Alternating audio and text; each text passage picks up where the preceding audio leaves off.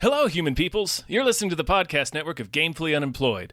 To support us and gain access to great exclusive podcasts like Fox Mulder is a Maniac, Tom and Jeff Watch Batman, Star Trek The Next Futurama, and our latest show, Spiel Boys, head over to patreon.com/gamefullyunemployed. We do game streaming, movie nights with our patrons every Friday night, and you can even commission your own podcast about anything you want. Literally anything, within reason, and we have to do it.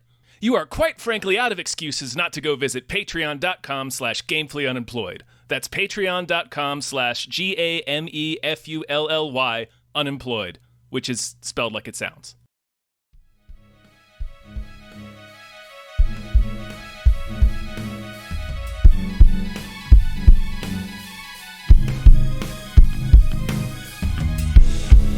Hypecast mit Tom Reimann und David Bell.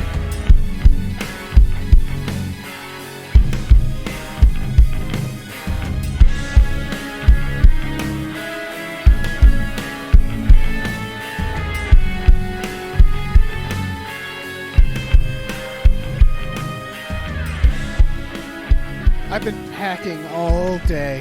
I'm such a sore boy. Mm-hmm. Mm-hmm. So That's all I had to say. That was literally it. I don't care, Dave. I don't care. I'm sore.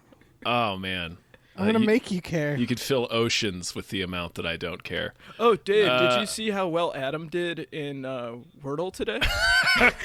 Yeah, it was really good. I like waking up to that every morning because he gets up before me, so I wake up to the Wordles. Mm-hmm. Yeah. Yeah. Meanwhile, I'm just sitting over here. Yeah. Nobody wants to pat my Wordle on the back. Mm-hmm. I refuse to share my Wordles, but I am better than Adam. Mm-hmm. I'm just throwing that out there. Yeah. I see no reason to Wordle. challenge you on that. No. Yeah. I mean, you do crosswords during the middle of movie night, so you got True. the Dave, Although he's doing a crossword right now. He is always doing crosswords. I do want to say, though, is that Wordle and crosswords aren't that... They don't intersect that much. Wordle is like a guessing game plus knowing just how words are built, you know? So, I don't know. It's a combination of luck and skill. I would say also crosswords are the same thing. So, Tell us but, more. Like, it's just too different. We'll do a whole podcast about it. That's a great... Honestly, that's a great idea. Wordcast! Yeah. Wordcast. Yeah. Wordcast! Has there been a Wordle podcast yet? There must be. There must be 19,000 of them. You don't spend 7 figures on Wordle at the New York Times without developing a Wordle podcast on the New York Times. Unless there's at least one Wordle podcast, probably by Crooked Media, already in existence. And then when you're the New York Times, you scoop it up and you make your own. You make your own Wordle podcast. Mm-hmm. Oh, God, Words save the people. Oh, God. Hello, everyone. Hi. Sup? We're an episode of Hypecast. Hypecast. It's the show where we get hyped about stuff and things and words. Language. I'm your co-host, Tom Ryman. I'm the other one, David Bell. I'm Logan Trent. Logan. What's up? Welcome. Thank you for being on. Yeah. How are you? Kind of cold. A little bit cold. Yeah, I'm a little chilly. Yeah, my feet are cold. A little bit chilly here. Oh, I have slippers on. See, I need to get slippers. Yeah. You do. Yeah. I have cat slippers, and then I have indoor-outdoor slippers. Are they Are they made from cat pelt? Yeah. Okay. And, good. Yeah. It's the warmest. It's the warmest pelt known to man. Exactly. I've been shuffling around all day. I've been moving, packing boxes. Tom, I've been packing boxes, and I'm very sore. Sure. Yeah. I don't care. Logan, tell me about literally anything else except Dave's move. I am too fried right now. I'm so tired. So, anyways, we're moving Saturday. Mm-hmm. Yeah. Gonna have the internet shut off tomorrow, and that's a bummer. And then hopefully it's gonna be smooth, Tom. I think it's gonna be smooth. What if you never get the internet again? Mm-hmm. That would be amazing. You just wander without internet, just searching for internet. Oh yeah. Going to internet, looks please. like Looks like Going the door to Omega door. Man. Hello? Gotta be some internet. Scratching on Jeff May's door. I'm going to be doing that either way. Yeah. That's Yeah, that's just fun. Scratching on people's windows like the Hook Man. Mm-hmm. Let's get started, Dave. You want to name some producers? Yeah, I do actually. Good. Hey, big thank you to the conveniently placed self-destruct button on the top of every baby's head. Mm-hmm. Yeah, seriously, thank you. It's a great feature. You press it with a hammer. Yep. Thank you to Lef. Thank you to Samuel Beckett's Donut and Mortgage Emporium. Thank you very much. Thank you to Ryan, the silly money goose. Thank you to Snapper Car Punches God in the Dick. It is. Thank you to @NerdNumbers. Thank you to Mike the Lurker. Woo. Thank you to DJ Finney. Oh, yeah. Thank you. Thank you to Dracula the bus driving vampire. Toot toot. Thank you. Yeah. Toot toot. That's what a bus does. Yeah. Thank you to Brockway Loves the Meat Millie. Sure does. Thank you to Grumblebee. Mm-hmm. Thank you to Screaming Horse Pyramid. God, horses aren't Thank supposed to you. make that shape. Let me come in here. Thank you to Look Mom on a podcast. Thank you to Seismic Charge Noise. Thank you. Thank you to Deborah's Awesome Barbara's Great and Cancer Can Go to Hell.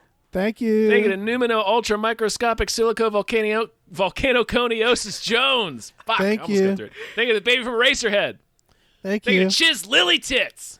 Cheers. Thank you to Thank these you. 7 Bs. Thank you. Thank you to Breezy Ruizy. Thank you to Davey you. Francis for the Revenge. Thank And you. thank you to MVB. Thank you. Thank you. Okay. Whew. Okay. So first up on the dock, at long last, is the trailer for the Halo series that has been in development for 10 years. I have 2 questions. Sure, go ahead. The first one is they say they have to find the Halo. Yeah. So I've never played Halo, and so I was under the impression that the Halo was like something they were on.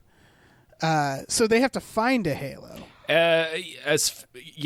I've never really played it either, but the Halo is sort of like Elysium, I think, right? Yeah, I thought it took place on the Elysium Halo, but I guess you have to find it first. That's fair. I played the first couple of games. The thing is they've been like open that this is a brand new separate timeline. So I don't really know where they're going with that, because from what I remember of the first game, it was kind of like a thing that they stumbled onto, like near an alien planet thing. But that was like, I literally played this game maybe like 15 years ago, so don't take my word for it. But yeah, Sure.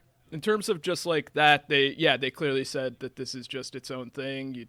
It doesn't have to connect to plot points in the games or the terrible books. So good for them. All right.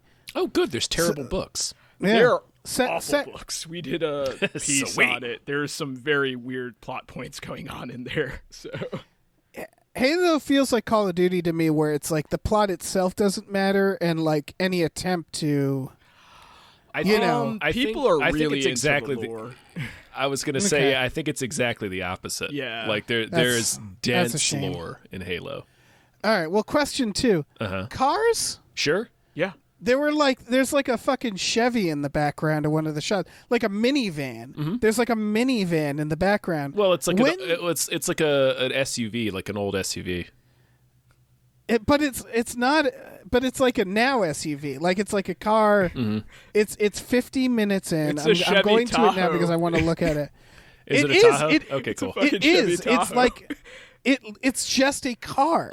Yeah. And I can't tell, like, is that a production vehicle that got in the shot? No, Unlikely. It's in two. Yeah. It's in 2 shots of the trailer. They like Right. they duck behind it in one quick shot, and then in the shot you're talking about, you see it in the background during a fight. Yeah. Right. But I it's like to be clear to people who haven't watched the trailer yet, it's like rusted out and stuff. It's not just like sitting in a parking spot, like just been waxed. Yeah, I guess. It looks newish in one of the shots. I don't know anything about Halo, and that very much surprised me.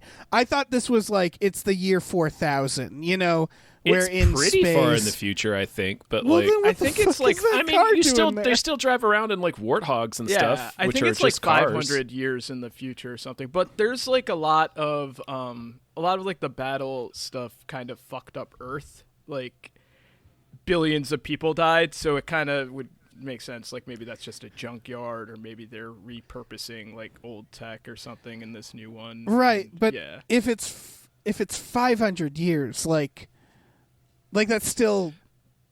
Well, like, yeah, I'm looking at a shot. You can see the fucking, like, the Chevy thing on the side of it. Uh-huh.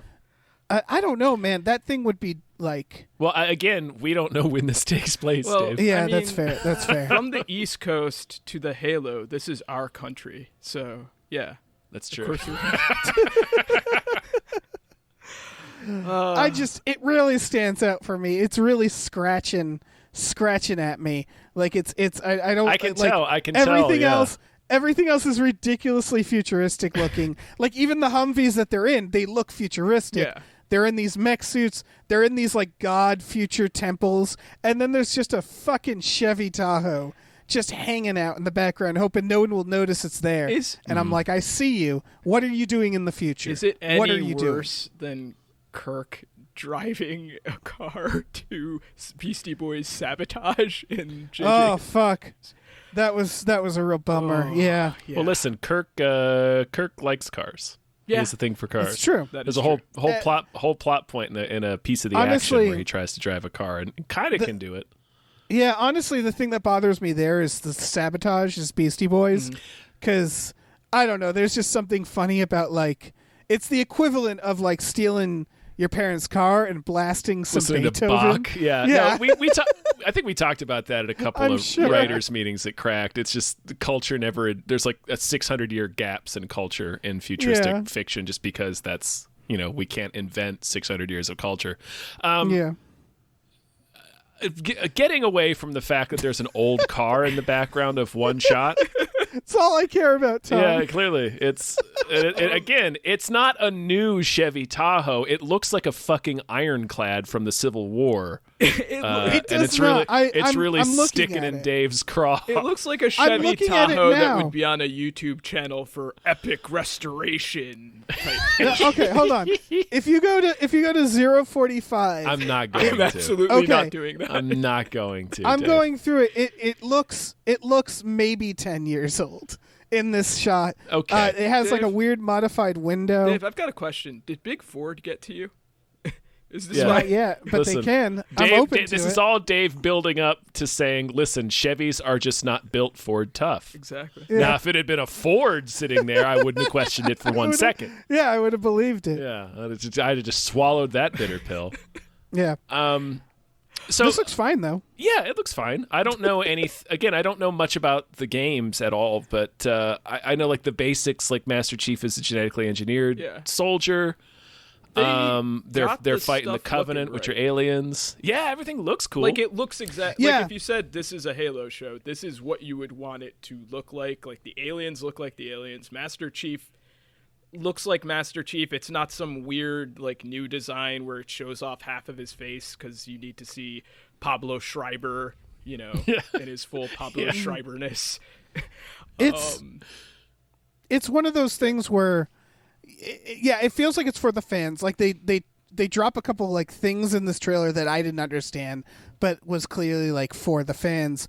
It really seems like they looked at Halo and they're like, let's just do that. Yeah. Like I think as video games get more modern, it's easier to adapt them because you can just look at the cutscenes and go, well, just make it all look like that. because they write. Yeah, you're absolutely right. It's a lot different from trying to adapt the Mario Brothers movie in the early 90s and now where it's like for each of these games they have like 600-page scripts written. So it's just like, well, just like condense that down and there you go. Which You got really speaks to how badly the Assassin's Creed movie sucked. The Assassin's Creed movie looked at all the games and decided that the thing that was most interesting to people was the future stuff, the modern day stuff. I would and then they pay didn't even make it look the $50 same. extra to get an Assassin's Creed game that was just no future bullshit edition, and just you didn't have to play any of those parts. It's so fucking stupid.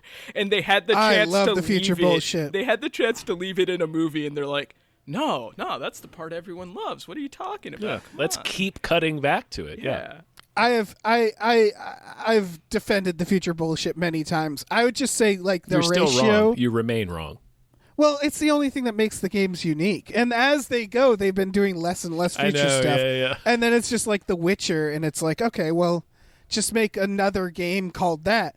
It's like they're embarrassed of the thing that made it big, but we don't have to go into that. I will Dave, say, the point is that movie sucked. I do not think the future stuff is what made Assassin's Creed big. It's what made it. No, it's what made it compelling. Is that it? Is that really Yeah. it? Because I'm pretty sure it was getting to assassinate people. I'm pretty sure it was doing parkour through antiquity. Yeah, I'm talking That's about what the story. people really I guess. glommed on to. Like, obviously, the gameplay is the thing people really liked, which they also, got rid of. But the in terms of like what's compelling about the actual plot, I would say that is definitely compelling. let me tell you. The mixture of like future stuff. It's the same with like fucking Horizon.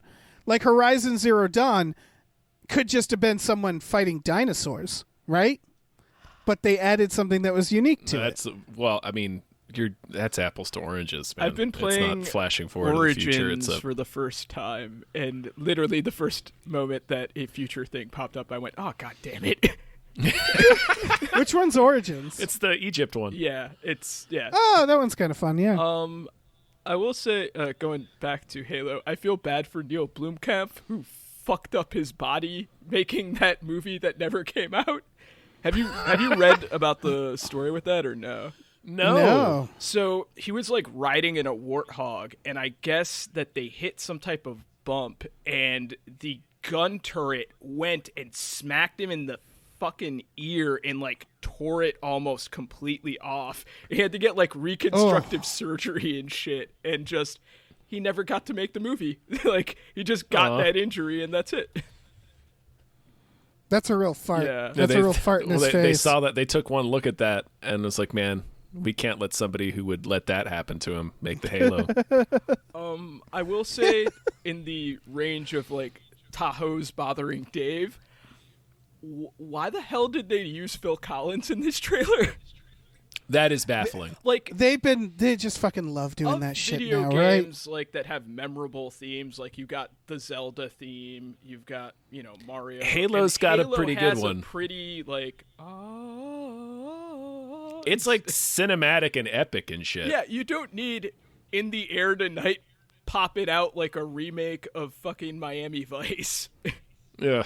It's just completely baffling choice. Like as soon as I realized that's what the song was, I started laughing. Yeah. Yes. I don't understand the logic behind that choice.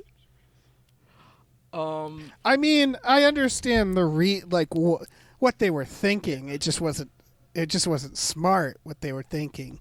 I will say this is finally probably going to be the thing that starts to get me thinking about signing up for Paramount Plus, just because, there really isn't a bunch of crap on there. But now they're getting this and the new Avatar cartoons, and it's starting to fill up with stuff that I would like to watch. Yeah, Beavis and Butthead is coming too, if you're into Beavis and Butthead. Yeah, that's cool. I did not mind. They brought it back I think 10 years ago, and those weren't bad. Mm-hmm. So we'll see how Mike Judge keeps up with things. Also, the new Jackass should be on there, so I'm not going to theaters to watch that. So I'll be watching it. Well, they also have Reno 911, and I just watched their Hunt for QAnon, which was surprisingly decent. That's actually worth seeing on there. If you're someone who liked Reno 911, the show, you will actually like their QAnon movie.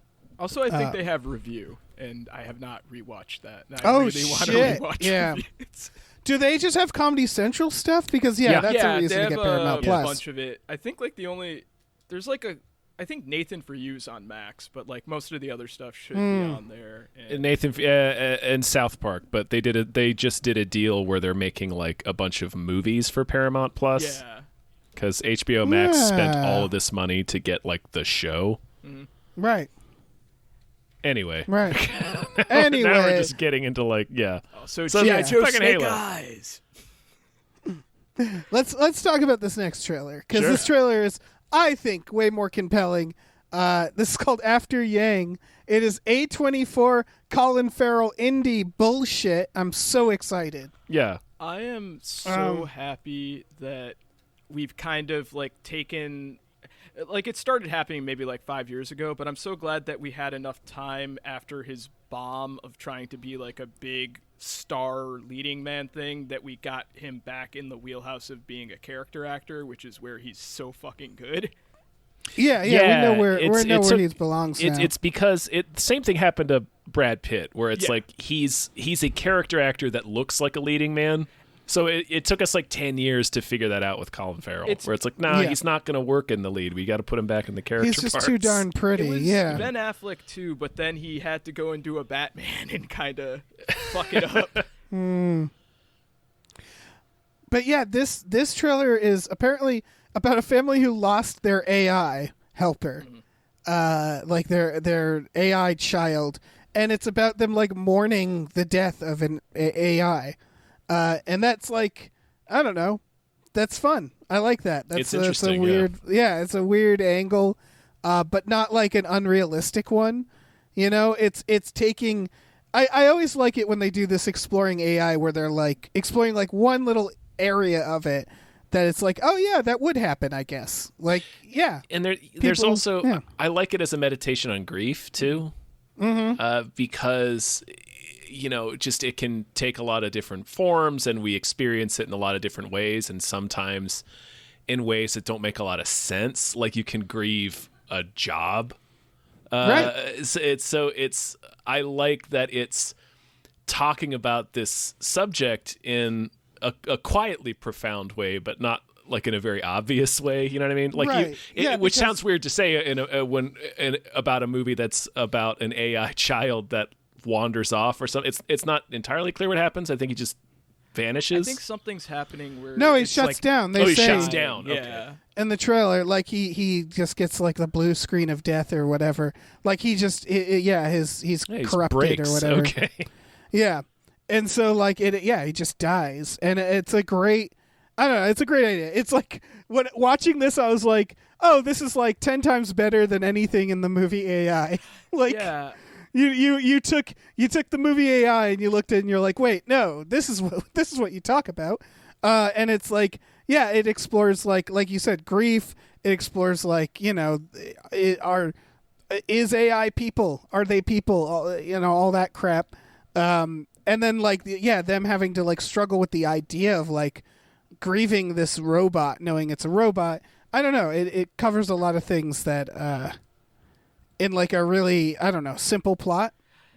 Or seemingly simple. Yeah, this is just, like, there's just a lot of character and human nature stuff in there. And I just really like the actors that are lined up. Like, I mean, other than Colin Farrell, we got Jodie Turner-Smith, who has yet to do a bad performance, and Haley Lou Richardson keeps showing up in things, but she hasn't really had anything to break out. But I've never been disappointed when I see her. So, right. Yeah. I'm also seeing here that Clifton Collins Jr. is in this movie somewhere. Yeah. So Now we got a movie. Good. I hope now he we just got a movie. I hope he plays his character from Rules of Attraction. I hope he just plays like a cracked out drug dealer. It's kind of what he always plays. It's either that's that true. or, like, just sad sack comedy relief or whatever. Yeah. Or what was it in Traffic? He was also a narco crazy guy who then got the shit kicked out of him. So I just love Clifton Collins Jr. Yeah, he's the best. He's always a delight. He's one of the isn't he one of the vegan police? Yeah. Scott I think he is. But the point is just this is a movie where it's just like every time when you're seeing it and then just some new actor pops up on screen, you're like, oh my god, this is just a person I enjoy watching, and it's just that. And this director did a movie called Columbus a couple of years back that was really I haven't seen it. It was it has John Cho as a Korean man who's like stuck in America. His father, I believe, is dying and stuff, and just he strikes up friendship with Haley Lou Richardson, who's also in that as a student, and just more human nature type stuff. So this filmmaker. Like, this is his second movie, and like the other stuff he's done has just mostly been like film essays, and they're just always really interesting. So I'm glad he's getting like a bigger platform. So, yeah. Shit. This looks. I don't know. This looks really good. I'm excited for it. Yeah, I'm into it. Yeah.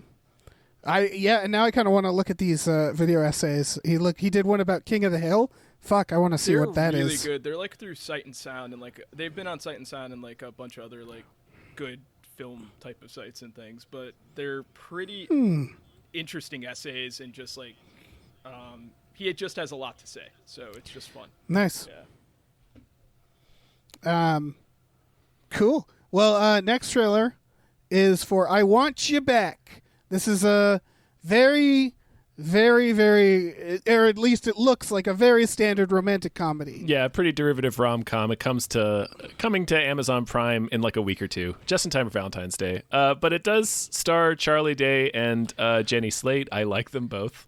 I like them both. Filled with people that you like. It's got Charlie Day. It's got Jenny Slate. It's got from The Good Place, Manny Jacinto. And that is him. Yeah, okay. I couldn't recognize him with the long hair, but then when he took his shirt off, I was like, oh, those are the abs that they always make fun of on Good Place. So, it's Jason Mendoza. Yeah, it's exactly Jason Mendoza. And then, of course, it's got Scott Eastwood, who's he's whatever. You can't win every casting role, but he's a face. He's just like I don't know. He's like camouflage to me. I can't see him. But with Charlie Day, it's like whenever I see Charlie Day in a movie, it's a long line of like, maybe next time, buddy. like he hasn't. I feel like he hasn't done nearly enough in films as he deserves. I feel Does that make sense? Needs to really I think he needs to write something for himself. Yeah. I think he really needs I want to see him in something like that. So I need him in something like really weird or like oddly serious. You know, like I want to see just something different. I don't know. This movie looks fine. Like there's nothing against this movie. Yeah, this is just rom-com. It's very much Yeah, and it's probably very entertaining, and it's probably got a lot of good jokes. And I mean, again, it's filled with talent. So it's like, fuck, this is shit. I see why this movie exists. So, for those who haven't seen the trailer, like the plan is Jenny Slate and Charlie Day were dating Scott Eastwood and Gina Rodriguez. That's the other actress. Yeah. Oh, that's right. Yeah, so they were dating them. They got broken up with, and now their plan is to kind of screw up their new relationship so that they'll come back to them. But I love that Jenny Slate's plan is to get into a 3-way poly relationship with Jason Mendoza. Yeah, and that is Gina very Rodriguez, funny. Gina Rodriguez, and they're into it. So it's just, I like the twist there. It's kind of funny. Yeah. Yeah, it's not bad. Yeah, but it's I'm sure there's nothing it's nothing. I looked up who wrote it, and it's the creators of How I Met Your Father.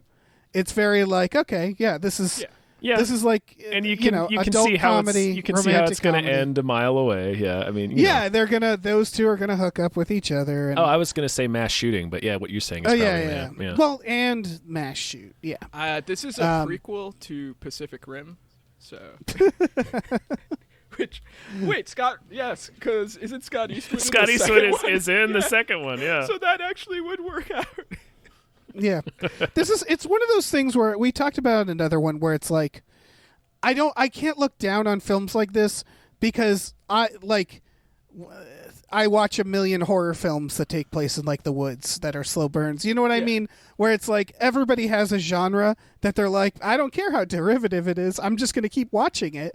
And so that's why it's like, I'm not judging. This isn't like romantic comedies for me. It's like, I usually wait until there's like a real banger, like ones that everybody's talking about.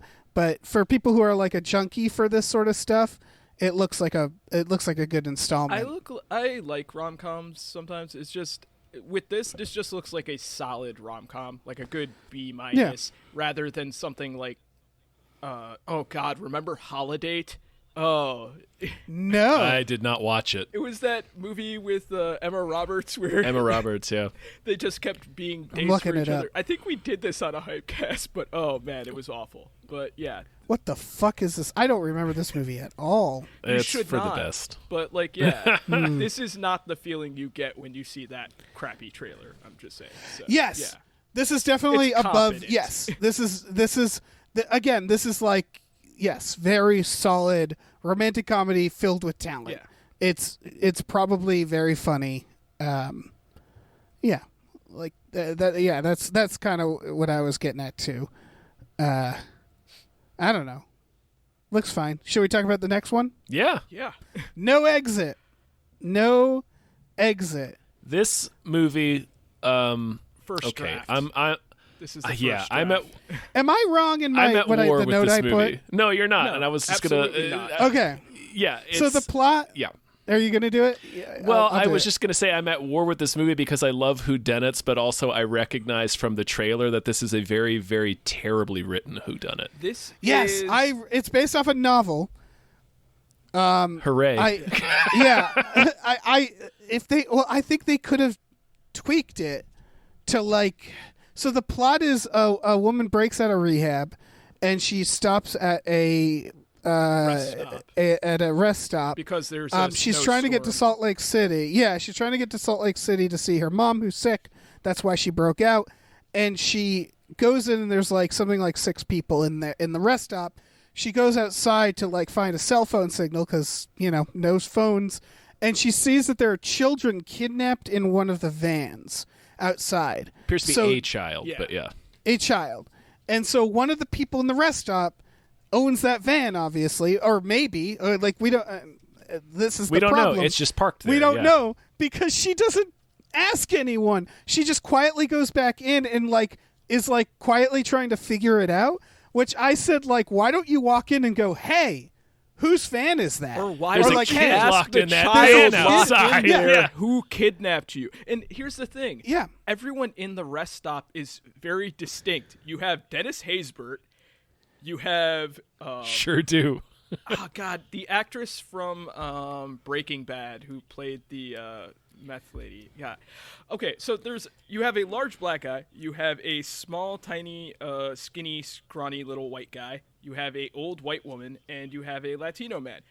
Very distinct people. You could just ask her, who is the person that took you, and find out within 2 seconds.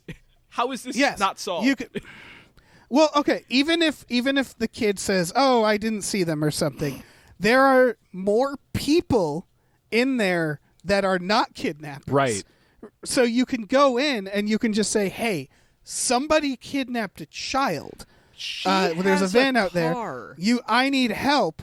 Yeah. Yeah, there's also the car. She's there is because the police told her to go there. She could just drive to the police officer that told her to go there and say, "Hey, someone has a child in the car." There's maybe it explains it in the plot, right? I don't think it so. will. I don't think so either. No, it seems like they came with the premise. What if it's a whodunit at a visitor center where in a snowed out road, but with kidnapping instead of murder, and Right. it's just too much. which hat ruins on a hat it ruins the bullshit. plot. Yeah, Yeah. it ruins it because we're already But starting from a place where she has to break out of rehab and can't come back. So it's one hat, and then it's like this additional element of it being a kidnapping instead of a murder. Kind of ruins the and then they were none formula because right, and the kidnapped person can just tell you who did it. it's all hinged from the trailer. It's all hinged. The movie only exists because the lead character is a fucking idiot. Everyone's a moron. Like that's what it is. And it's just mistake after mistake. And the sweatiness of when she's escaping the rehab center and she runs through a door that has a huge no exit on it, and that's the title of the movie. Like, yeah, that wasn't great. like I said, this is first draft. Like, this is the thing that you write and then you give to your writer's friend and like, do you got notes? And we would all have a lot of notes on this bullshit if we had gotten this. It just, again, haven't seen the movie, so maybe there's some, maybe it turns out these are all characters in the mind of one killer who's being like assessed. Would not be surprised if they went with that extra hat on top of the hat. Yeah. and Ray Liotta's there. Ray Liotta's, like, John Cusack is there. Yeah, but my point is that, like, okay, I'm just judging from the trailer, but the problem the trailer presents is just so obvious. Yeah. Like, how to solve it. Yeah. It's so, like, okay, assuming, let's say the car broke, like, assuming there's nothing they can do, no cops, you would still, at the very least, say to the group, there's a child kidnapped out there, one of you's the kidnapper, the rest of us aren't. Let's just go out, whose car is whose. Like, that's it. Everybody, open your car. And then the person who hasn't opened their car, guess what? You're the kidnapper. Pretty sure they're the kidnapper, yeah. Yeah, all you have to do is fucking speak up. That's it. And this character apparently is just going to clam up and sit there and create the movie. That's just so... that's so bad.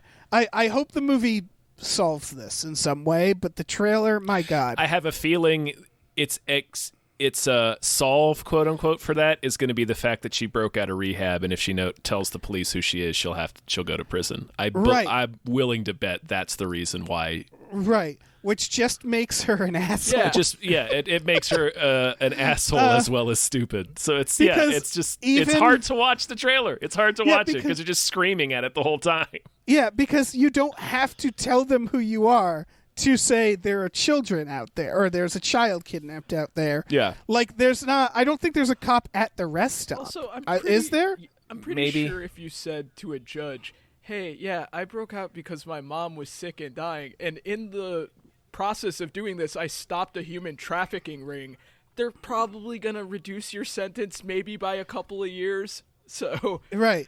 But that is very clearly why they did the rehab, for that reason, which is, she can't tell anybody. It's like, really? Like, you should have made the person do something really bad. Yeah.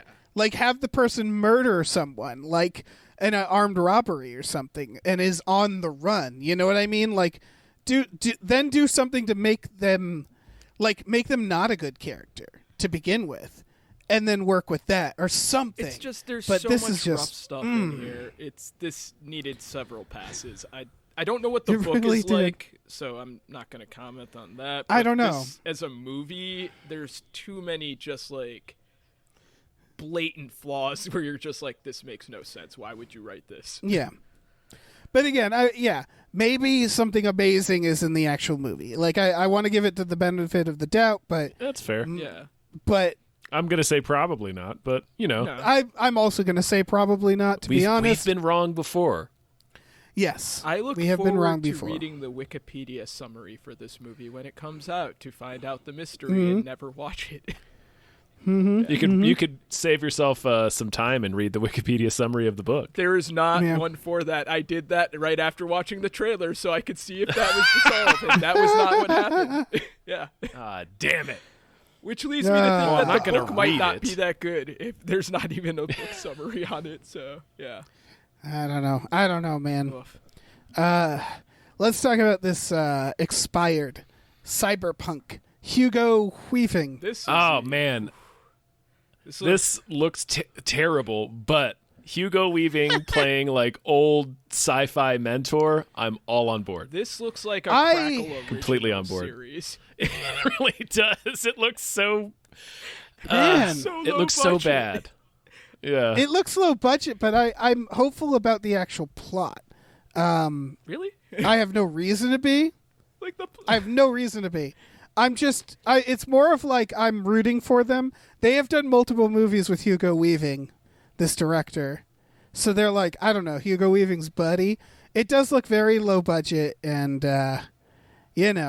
it's kind of very basic cyberpunk too. It's like he's like shutting down, or what is with like? Well, he's seeing a woman that may or may not be there, and it's potentially related to his augments, I guess. I think when I was reading the summary, it says that he gets a virus from like a failed thing, and that's what's getting at him. Where I don't know where the hell that happened, but I do know that they just said like, "Hey, if you go see this woman, we'll kill you," and he's like, I'm going to go see this woman. So clearly his horniness is the thing that's causing all of his angst. So that's the virus, yeah. Yeah, the horny virus. The virus is his boner.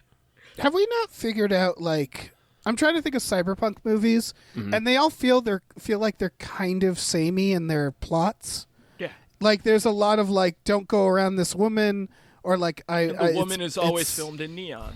Yeah, or like it's robots, or like there's augmentations. Like even Blade Runner, which is a great film. Like this isn't like it doesn't speak to quality. It's just like it feels like cyberpunk is one of those settings that we could do a lot more plots with, and we aren't. Yeah, it feels like the main, like all the touchstone cyberpunk movies kind of get stuck on the same like 2 points to make. Yeah, they all want to be like noirs. They all want to be like very noir, and usually have to do with the corporation. They even say the corporation in this. Well, I mean that's part of cyberpunk. Like that's in its DNA. That's true. That's very true. But that's like the surface level element of cyberpunk. So yeah, you're right. It would be like nice to see a movie that goes a little bit deeper than that, or like tackles some other issue that's related, but not necessarily just about how the corporations are using technology, consumer electronics technology, to control your life. It's like, yeah, we know. It's the problem with this is that, like, I don't mind low budget, sci-fi and stuff, because there's a lot of great low budget sci-fi. But then the story is just so small and uninteresting, and that's why, like I said, it feels like a Crackle original, or like a Hulu show from like 12 years ago when they were just starting to do original shit, and it's just I mean, I wonder if that has something to do with like why a lot of them tend to zero in on these smaller noirish kind of basic storylines. It's because of the budget limitations. Yeah, maybe like no one is greenlighting cyberpunk. But I mean, even with that, like Hugo Weaving's in this. I feel like you might have been able to get away if you had a more charismatic lead and not like the brother from True Blood that I don't remember what his name is. It's just, So. It's Final Destination 3's Ryan Quanten. That's where. Nice. Yeah, Final Destination 3. Oh my god. All right. I mean, he was on True Blood as well, but I never watched True Blood. You know what else is technically cyberpunk and involves Hugo Weaving and doesn't have a noir plot? Cloud Atlas. So there's that. I don't know if I would call that cyberpunk, but it has cyberpunk sequences, right? The robot lady in the future. Oh yeah, a little bit. Yeah, it's cyberpunky. Little racist. Look, too. I'm reaching. I'm really reaching. Did they put Asian face on Hugo Weaving in that movie? Do I remember that correctly? They put it on, what's his fucking name? Not Ben Whishaw. They put it on somebody. No, Ben Whishaw only plays the one character. Yeah. Is it Hanks? It's, oh man. Jeez. I haven't seen it in a minute. There's definitely someone who has some Asian face in there, and you're like, oh no, because they're all supposed to be playing the same souls, so they just keep their look. Yeah, and it's just, that was where it was like, oh, you made a mistake. Apparently, the book is really interesting because it switches writing styles through the different like time periods, like just mid-sentence and stuff. So I've read it actually because I kind of like Cloud Atlas. Yeah, so I don't mind Cloud I Atlas. recognize that it was. I recognize the decision they made and why it was a mistake. So does it work better as like prose with like the switching of writing styles and things? Yeah, cool. It's written like kind of in an elliptical way. All right. So the stories break up and then come back together later on down towards the end of the book, if it makes sense. I do. I definitely saw what they were trying to do in the movie because they were switching. They had like all sorts of. They had like whiteface. They had like everybody swapping every race. It's just the idea is supposed to be the same soul going through centuries. But so I get the idea and why they did it. And it's just like, oh man, maybe don't do that though. What they could do is not. Like, they could just have the actor. They could maybe perhaps not put Hugh Grant in blackface, you know? Like, perhaps don't do that. Yeah. I mean, if we could have a Bob Dylan movie where 4 different actors play Bob Dylan and you get that they're supposed to be Bob Dylan, you don't really need to put them in different face to make you understand that a soul is transferable. Right. I think that maybe that was a misstep. But yeah, I do like the idea of Cloud Atlas a lot. The trailer was really great. Yeah, good trailer. What were we talking about? Expired? We're talking about Expired. Yeah. Oh, the only other thing is old Hugo Weaving. I was like, God damn it. I kind of wish we got this kind of Agent Smith. Like, I get why they didn't make him Agent Smith in the new one, but like, I don't know, kind of wanted to see this like sinister, grizzled old Hugo Weaving worked somewhere in there. But, what are you going to do? You guys could have made room for him. They could have made him room for him. Having dueling beards and shoulder-length hair. Hell yeah. That's the Matrix I want to see. Yeah. What it comes down to is I just need more Hugo Weaving. Like, honestly, he's been kind of, like he hasn't really We need Hugo Weaving around. in an Amazon rom-com with Charlie Day and Jenny Slate. Fine, yeah. Whatever it'll take. Yeah, trying to be his third in the relationship. I was thinking that we might swing. But it does feel like Hugo Weaving, after The Matrix, every attempt he made to like do mainstream stuff has been him being like, okay, I guess it's not working out. Mm-hmm. Like, it was just like the early 2000s for me. And then after that, he's just making fucking Mortal Engines and shit. And I don't know, man. We can probably move on. Yeah. Okay. My best friend Anne Frank is this next one. Is this based on like I was going to say based on a true story, which sounds like I'm making a joke. Is it based on true events? Yeah, as far as I know, are both. Well, Anne Frank is obviously a real person, but also the girl in the movie that they're doing. That's an actual relationship that Anne Frank had as a friendship and that they met. So yeah, this is. I'm looking. It's based on her memoirs. Of Anne Frank's friend. Mm-hmm. Okay, interesting. Yeah, she's still alive. She's 93. God damn. This is, good for her. With the shit that happened with Mouse last week, like, we kind of still need movies that hit on this stuff because people done fucking forgot when the whole thing was there never was forget. There was that, and like, I'm not accusing this of being that because I haven't seen this. There was that people pointing out there was someone doing a tweet thread about, he called it the pajamification of teaching, where it's like this very like not made by people who actually experienced it or were close to it. This obviously isn't that because it's based off memoirs. Yeah. And so like, it's the Life is Beautiful, which, where it's like there's a place for stuff like that, but I get why. Somebody had a great thread when they were talking about Mouse, and like one of the reasons that it makes a lot of people uncomfortable is due to the fact that there's no heroic American moment of like, troops coming in or any like Christian savior type thing. And it's just the brutal bleakness of what happened. And then in the second book, it's Art Spiegelman dealing with, having done the book itself. And with Anne Frank, same thing. Like, she does not get saved. Spoiler alert for someone who didn't follow up World War II history. But it's sometimes you need the stuff that just slaps you in your face and is like, it wasn't like Tom Hanks saving the day or whatever army type thing, because that shit happens.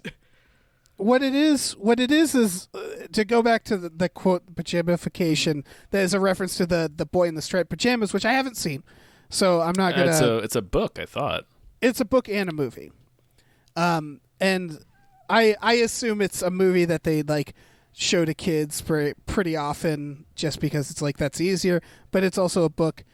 I think what they're speaking to is, and what you're speaking to, Logan, is like, when you're writing a movie, it's like everything has to be like cinematic, right? Yeah. And it's like some things just aren't. Some things are just a fucking bummer. Some things just happened. Well, and so like it's that weird instinct to like change it and make it like feel more like, I don't know, hopeful or something like that. Or like, tie it up with a nice ribbon. And I think that's what that's speaking to, is that instinct. It also when telling these stories. Also, the pajamification reference sort of refers to the sanitizing of it or the PG-ification of it. So it's like, well, we can't actually show you what went on. It's just enough for you to know that he goes back to the fence one morning and the boy in the striped pajamas isn't there anymore. Right. Yeah.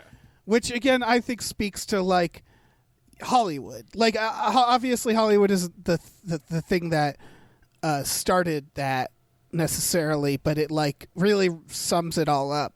Because it's also like, yeah, these stories are less and less, as we get farther away from it, it's just going to be told by people who are less connected to it, who are just trying to tell a story, who, it can't be too shocking, can't upset people. And so, yeah, I don't know. Part of the thing of, like, honoring shit like that and other stuff where it's uncomfortable is that sometimes the art needs to make you uncomfortable to actually just shock you back into that. And that's one of the biggest problems I have with, like, a lot of the current crop of stuff that has been popping up with, like, the Iraq War movies or any of, like, the Afghanistan movies is just... Oh, God, I can't even imagine it's really how frustrating history's going to look at some that of shit. because it's really not getting at that area and stuff. And just, I mean, especially Nazis are coming back. I kind of think we need some of that stuff to just... keep that kind of discomfort alive, because that's how you really put it on yourself not to want to see that shit happen again. Yeah.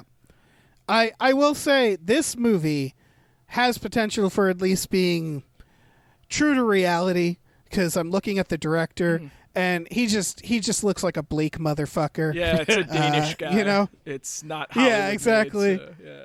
Listen, he is not smiling in his picture. He is. He looks kind of like a dude that just made a Holocaust movie. It's not a picture of him at the teacups at Disney World or something. Right. He's not, and like all of his movies is like, yeah, he's clearly not trying to like kill it at the box office. Like he's just making movies. This is a Netflix one, right? Yeah. Okay. Is it? Yeah. Wow. Yeah. This is gonna be. It's a Dutch film that is getting picked up by Netflix. Yeah, I assume it's going to be fucking brutal. Yeah. Yeah. I don't know. I have nothing more to say about this movie itself, because trailer looks good. Everybody looks like they're doing a good job. Yeah. Yeah. I mean, it's tough to be like hyped about a Holocaust movie, but it does look good. Yeah. Yeah. Yeah. No one's like, this. No one's going on opening night and like really pumped, you know. Yeah. Nobody's going in cosplay of their favorite It character. looks competently done. No, they it certainly doesn't aren't. look like it's half-assed. No, and it doesn't look like it's sanitizing anything, and it also doesn't look like it's overly exploitative. Well, here's what there's the word. Here's what I'll say is, like, it feels like it's focused on these people's relationship and the fact that these are real people. Yeah. And I do think that's important. Like, even if they don't focus on, the really, if they don't, like, if they're just focusing on these people more than anything else, like, I see a value in that. But again, haven't seen the movie, so. Yeah. Just guessing here. All right. Do we want to talk about another true story movie that's coming out, or show? Oh, yeah. Is this a show? It's a show. It's a limited series. Is there? Okay, this is The Offer. Yes. Is there another one of these coming out? Like, I feel like there's more than one movie about. Might be. I got so Yeah. mad at this trailer because for like 3 of the trailers that I watched before it, I kept getting this ad before those. So I watched the opening like 15 seconds of this fucking trailer like 6 times in a row before I actually got to watch it. And yeah it's so. Okay, so I mean, hold other on. than that, yeah. No offense against this one, but there is a Barry Levinson film coming out with Oscar Isaac as Coppola and Jake Gyllenhaal as Robert Evans, And quite frankly, that just feels like the better one, right? Yeah, We'll see. I mean, off the bat, I don't want to punch any of the lead actors in the face. Like, you know, the man with the most punchable face in the world. Miles Right. Teller. Yes. Yeah. So the offer, I can't remember if we said it or not. The offer is a miniseries coming to Paramount Plus about the making of The Godfather. Yeah. Which was shut down for a couple of weeks because some dickhead didn't get his fucking vaccine. Wonder who. Fuck. I'm sorry. So it's called Francis and the Godfather, directed by Barry Levinson. Elizabeth Moss is Eleanor Coppola. Ellie Fanning's in it.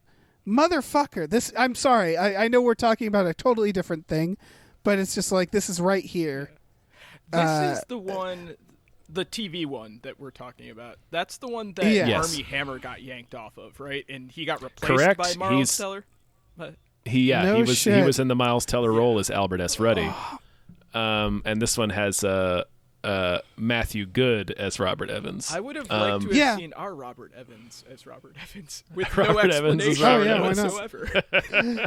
Miles Teller. I thought he was doing Pacino at first in this trailer. He's Albert Ruddy. He's Who is Albert Ruddy. that? What did he do? He's producer. Yeah. He's the producer. Yeah. So I only like glom onto Robert Evans just because Robert, you know, he's the famous one. Yeah. he's the exactly. Dan Fogler as Coppola. That he works. is. The one Really shot we good in that. When they bring him Yeah. out and he starts talking, he looks really great as Coppola.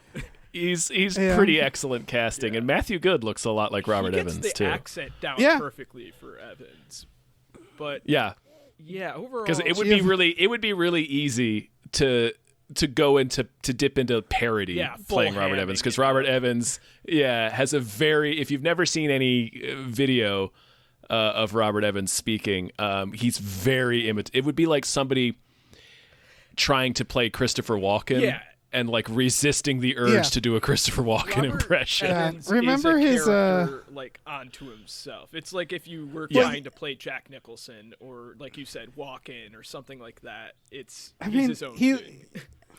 He literally starred in his own cartoon about himself that Yeah, did he not did. last. I'd forgotten about that. Yeah, Kid Notorious, baby, with Slash. yeah. Yeah.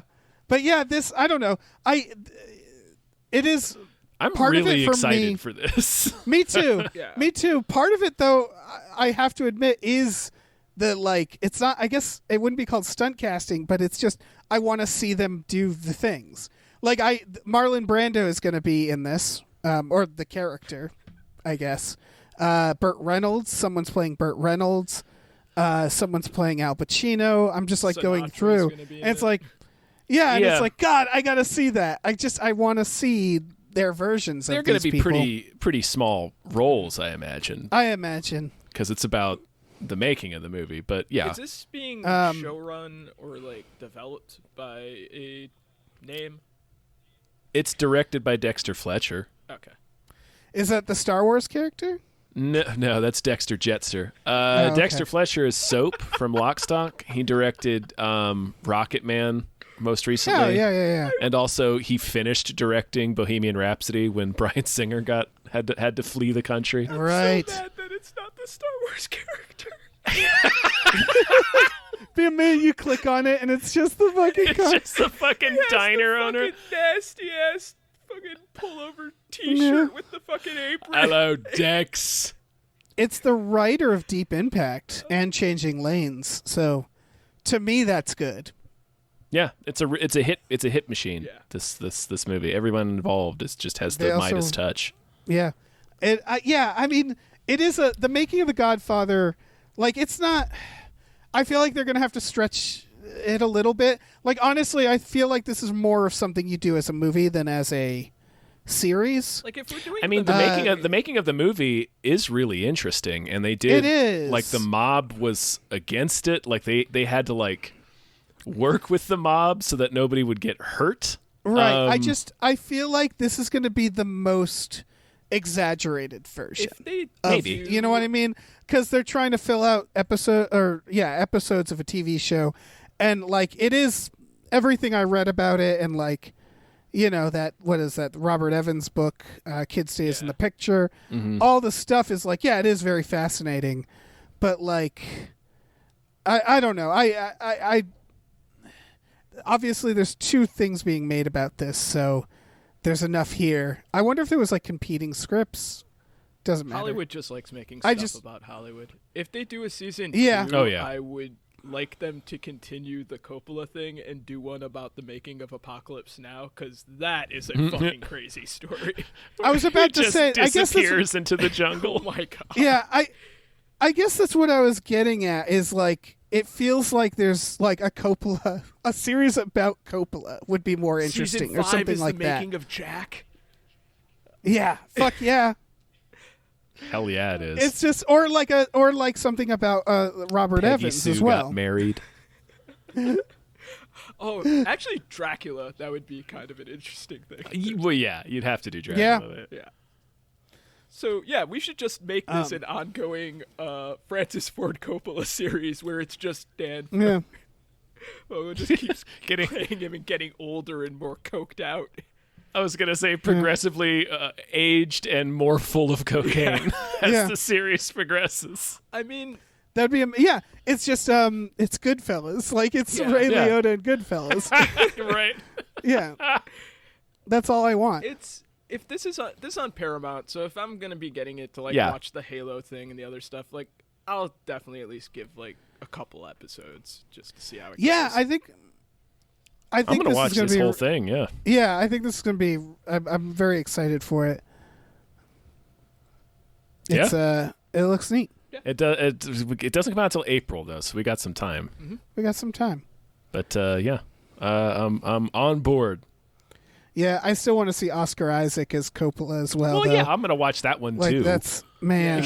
Like... I'm not going to only watch one. That's Dave. We don't have to pick. You gotta pick one. We can have both. You gotta pick one. No, this is America. I can have it all. Hey. This is America. Into the Coppola verse, where just portals open up and Oscar Isaac Coppola God, all walks the through. Coppolas. And then that would only Fogler Coppola. Oh, fuck. That would only work if then Coppola himself Real is one Coppola of walks them. out with his fucking wine, just like Yeah. Oh, Coppola. Man. I mean, directed by. Now we got a movie. Yeah, we do. We got to talk about this next trailer. Yeah. But Father, how will we talk about this trailer? I want to be a real boy. I want to start with the title alone. Yes. Because it's called Pinocchio, A True Story. I don't know what that means. Immediately I was like, no, it's not. I don't know what that means. When I first saw that clip on Twitter, like I almost broke the sound barrier sending it to you guys because and the voice just I couldn't believe it. What the fuck? So what if you didn't see it online, Pinocchio is being played by Pauly Shore, which I don't know, nothing against Pauly Shore himself, but not exactly Pinocchio in my head. And then fucking who's playing the horse? Is that Napoleon Dynamite? John Hader, Napoleon Dynamite. It's even you want to know even the crazier thing because we actually Tiago wrote an article about this at Crack today. There are 4 fucking Pinocchio movies coming out this year. Hell yeah. Tom Kenny plays Geppetto in this one, and he plays Pinocchio in another one. That's amazing. So Tom Kenny he's getting paid. Yeah, he's getting paid. This is going to be the one, right? Like this is going to blow the Guillermo del Toro one out of the water. Mm-hmm. This is the one.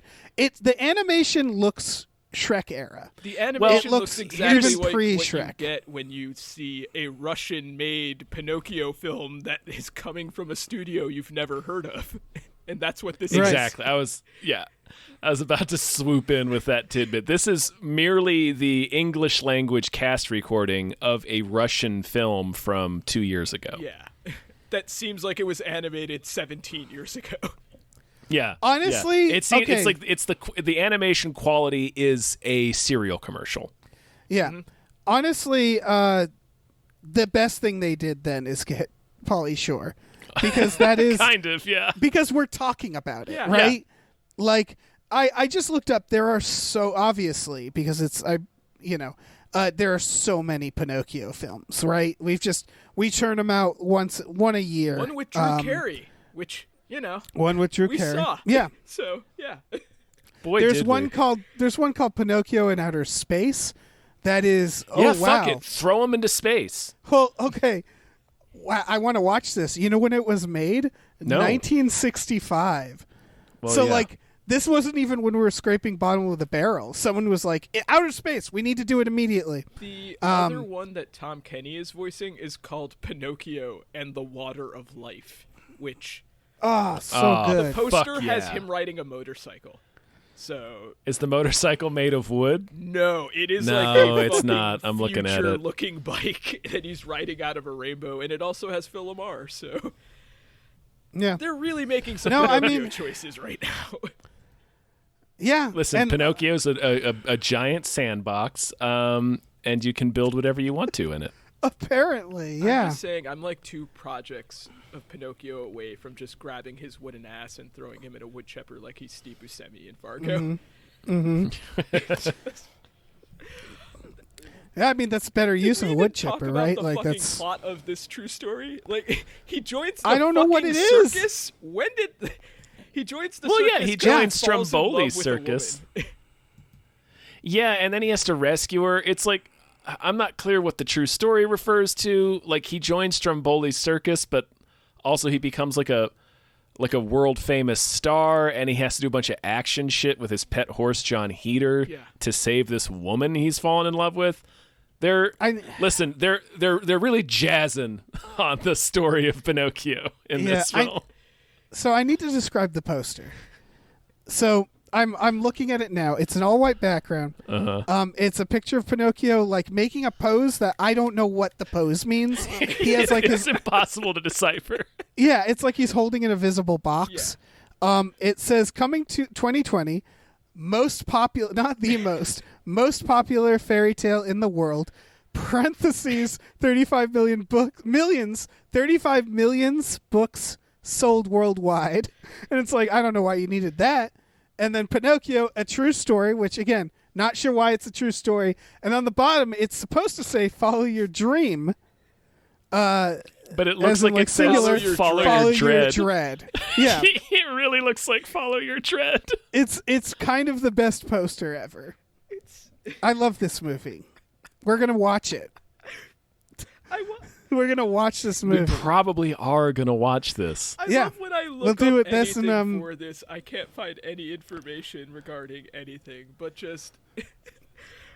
There's no, like... there's nothing on the budget. There's nothing on, like, how long it took to make... It just popped up out of nowhere, and we just heard Pauly Shore say, Father, when can I leave to be on my own? I've got the whole world to see. And just... This world its way into our hearts. This movie is a money laundering scheme. I was going to say this movie is like terrorism from Russia. Right? This was made 2 years ago before NFTs were really a viable option for your money laundering schemes. Right. There's also I want to also note the top cast list. So John Hader, Pauly Shore, Tom Kenny, and then there's someone whose name it's very Russian. I can't pronounce it. There's only 4 people listed, and the 4th one. Their picture is them of Pinocchio. With a growing like nose. Them as Pinocchio. Yeah, but they're not playing Pinocchio. That's just their IMDb profile picture. Like, maybe that was like the Russian voice. Right, maybe they're like, yeah, you're right. I don't know what it is. I don't know what this is. It's impossible to say. Yeah, oh, man. But we're going to watch it. It's amazing just how bad this looks in terms of just like animation quality. Like there are better it's perfect. There's better animation for like Candy Crush type app commercials that you see. Yeah, like I said, cereal commercial is the threshold here. Cereal commercial of like Honeycomb from the 90s had better CGI than this. Yeah. Yeah. All right. There's Final trailer. 3 other Pinocchios to go through. I want this to be a whole franchise, this one specifically. Yeah, my Pinocchio it's just input this past week has been like at least 700% more than I envisioned it being. There's too much Pinocchio. That is the thing. Is personally, look, it's a beloved story, as the poster said. It has many over many 35 millions books. Yeah, personally, I could do with no Pinocchios. Yeah. Like, I never needed a Pinocchio. Yeah. I never needed it. It's the story of an old man who wants a boy and then makes a puppet that comes to life because a fairy does, and then it becomes part of a donkey show, and then turns into a real boy. I didn't need that story. I didn't need it told to me. I desperately need that story, Dave. I'm going to call it. And that said, we are definitely at least a year or two away before Pinocchio, where it's some type of adult comedy featuring a female like doll that comes to life like a sex doll. It's going to be a horny movie. Yeah. Oh. I'm seeing if there's got to be a Pinocchio. That's like the next stage of psychic warfare. First you release this Pinocchio, porn. and then you release sexy Pinocchio, like Pinocchio who fucks. Yeah. Fuck! I wish just it looked was at Vin Pinocchio in the Diesel. water of life. Why haven't we had a Vin Diesel Pinocchio? Not just like, Oh my I God, don't that would mean, be like voice. I mean, he just is Vin Diesel. Like with. Oh, I was thinking like he voices every character. No, I want a live action one where it's Vin Diesel with like shitty line makeups on his mouth to make him look like a puppet. He's just like, I want to be a real boy, Geppetto. This is about. All right, look, all right. Picture this: Vin Diesel, that makeup, on stage, one man show. Obviously, yes. I would only add Hugo Weaving as Geppetto. To bring it full circle. I guess. Yeah. Geppetto No props. is Monstro. Yeah. I mean, not Geppetto is Monstro. Hugo Weaving is Monstro. All right, we need to move on to this last trailer. This is Texas Chainsaw Massacre on the Netflix. Is this the Texas Chainsaw Massacre that came out 2 years ago, or the Texas Chainsaw Massacre that came out 3 years ago, or the Texas Chainsaw Massacre that came out 25 years ago that was also called Texas Chainsaw Massacre? Right, or This the one is that'll none come of them. out 10 years from now. It's a brand new one, Logan. First of all, it's all right. So look, this looks fine. It doesn't look bad. Disagree. But I'm instantly offended by anything that wants me to ignore Texas Chainsaw Massacre 2. I'm a As well, you like, should this- be. As well, you should be. Yeah. Like right away I'm like, nope, not going to do that. That's movie's That's fantastic. the best one. That movie has Dennis Hopper in Texas it. Chainsaw 2 is good, and I have a soft spot for the Matthew McConaughey Renee Zellweger one because that is fucking insane. After that, I did not need any more Texas Chainsaw movies. Yeah. I really want to put my foot down. We don't need if Mr. Hollywood, you're listening. Mm-hmm. We don't need every horror franchise to be sequeled with the final girl from the original to be back. This is even worse. This is even worse. It's not the same one 'cause actress. She died in 2016. It's just some random old woman. Yeah, it is. It's the same character. I looked into it to make sure. We don't.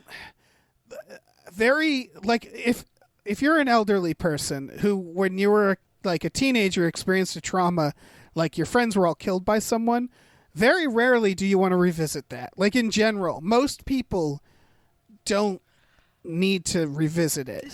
And so like, especially with Texas Chainsaw, the idea of this woman being like, I've been waiting for you. And it's like, really? Leatherface? I would want to get as fucking far away from him as possible. Like, I wouldn't, like, it's not Michael Myers where it's like depending on which storyline, it's her brother or whatever. It's like, no, she got away barely. And she was traumatized at the end of that movie. But they show in this trailer, like, news clippings of survivor of a killer and that thing. Where the fuck is the FBI? How have they not caught? Like, why they did know where the their National fucking house Guard is. Yeah. How is this still a thing? This would have been solved within, like, Jesus Christ. In Texas? They would have just nuked the place. This is the 70s with Texas law enforcement. They would have fucking gone full fire on that goddamn house. I was going to say, a posse would have got there before the cops did. Yeah. Yeah. This is she thought it was 223 Murderface Lane, but it was 224, so we went at the wrong house. Oops, our bad. He just lived there for 30 more years. What the fuck? It's kind of why those sequels were perfect, because it's one of those where, like, when the first one ends, that's exactly where the story needs to end. Exactly. It's perfect. That movie is perfect. It's not just that it's like first and that it's campy. It's perfect slasher film. Everything about it. And so, like, yeah, you don't extend that story for what you guys are saying. So what do? You do something fucking just balls out crazy for the sequels, because fuck it. Yeah, you follow the Gremlins 2 protocol of making a sequel, which is what Texas Chainsaw did. You have Matthew McConaughey with a fucking robot leg that keeps wonking out on him. That's how you go. Yeah. Like, yeah. And so, like, Mr. Hollywood, I promise you, just because Halloween did it more than once at this point with Jamie Lee Curtis, doesn't mean all slasher movies from that era need this. Like, we don't need a reboot sequel that ignores the sequels that were made at the time with like some old person coming back and being like, I've been waiting for this. We don't need it. It's not the story we need to be telling. This looks stupider than the Leatherface origin one that came out like a few years ago, and that was ass. Yeah. Yeah, and like, it is kind of like, what do you do with Texas Chainsaw Massacre? You really don't do anything with it. It was... Yeah. And again, it was a kind of a standalone film of its time. It had a aesthetic that you can't really... Like, it's kind of like the first Evil Dead, where it's like... although less so, because I do think you can make plenty of Evil Dead stuff, as evidenced by the fact that they have. Yeah. And also the person... this was written by Fede Alvarez and is produced by him. And he did the Evil Dead remake. I don't think he wrote it. I think he just produced it. Because I was looking at the I thought he had a and I writing think credit. it's some dude who is... The director is a first-time director who did cinematography stuff, and the writer is a first-time screenwriter. Right. Yeah. That's the part... the cinematography, that stupid cornfield or sunflower field fuck was shot... that? I did like the shot. It's a cool shot. Like, I do think this is probably going to look really good and might even have some good moments. It's just... I don't know, man. It's just what are we doing? It's Leatherface 80 at this point. He has to be older than that. He has to be older than that. Than the girls in the first movie. So he's like, he's got to be pushing 90. Push him over, man. Just like, how could he even start a chainsaw at this point? Let him pick up the chainsaw. I was going to say, get that chainsaw away. It's not safe. Yeah. He's going to drop it on himself. Fede Alvarez does have a story by credit for this movie. Okay. I'll just say, I mean, they've been trying to reboot Texas Chainsaw for, no kidding, 20 years. That's when the first Michael Bay reboot came out.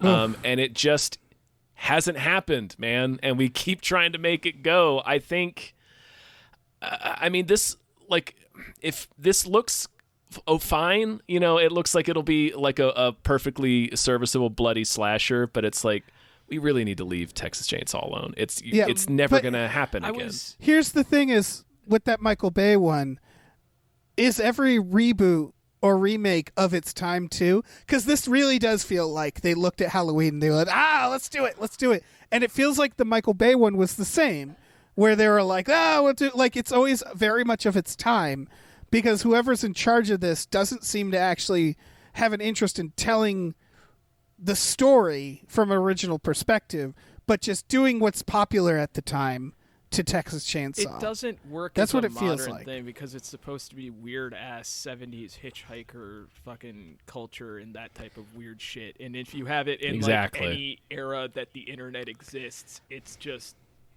abhorrently like of a mismatch, which is displayed in this trailer by that fucking awful scene where he Does somebody else want to describe it? Because I'm just going to get angry when I'm talking. All right. This was this scene written by someone who's never met a young person. Yeah. Is that what we're describing? The phones. And the the great phone's phrase, on the bus.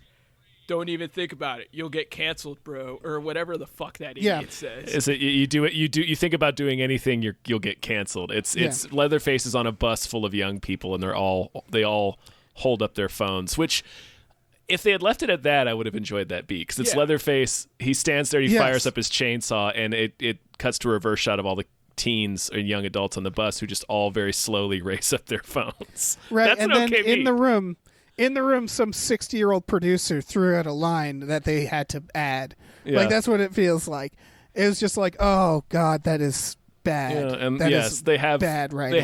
They have lead young person say, even think about doing anything, you'll be canceled. It's like, no, you should have just left it at them raising their phones up. Yeah. Literally, no one has said that. Yeah. No.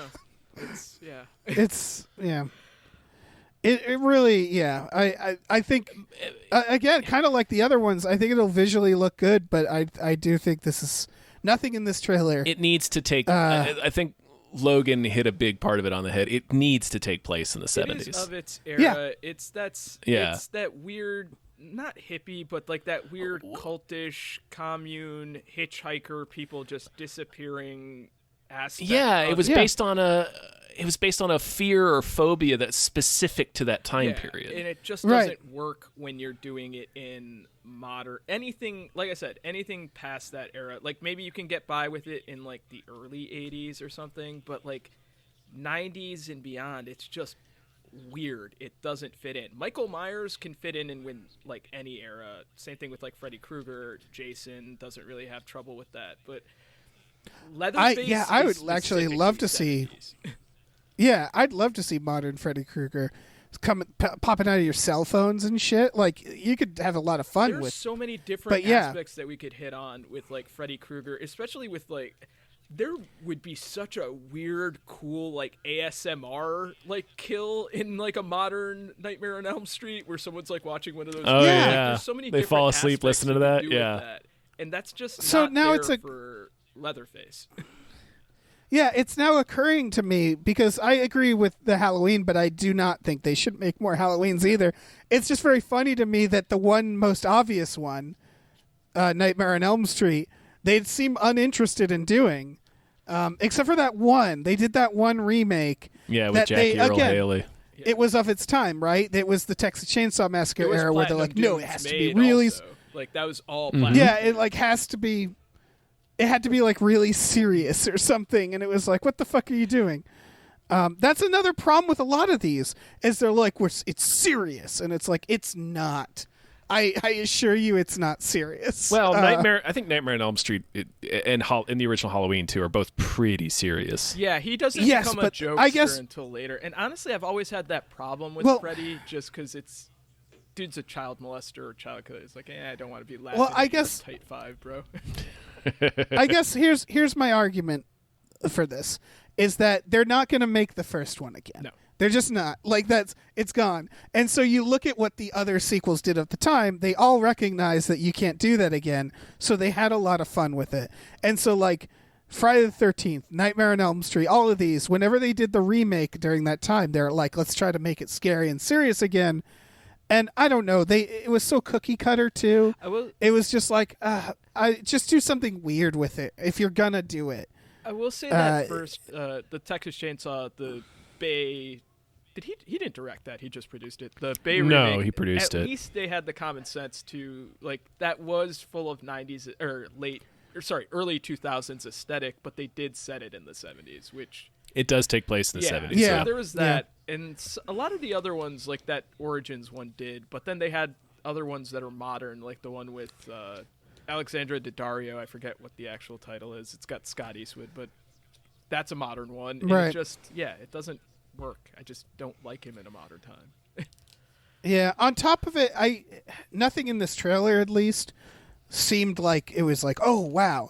Like, it was like, oh, he's in someone's reflection behind them, like, oh, there's like a shot of blood, like it's R-rated quiet. But it's Netflix. There was a lot of him sneaking up on folk where it's like, it didn't feel like, I didn't really feel like the chaos of the character or like the weird fucked upness of it. Well, and I have a feeling it's gonna pull a lot of punches.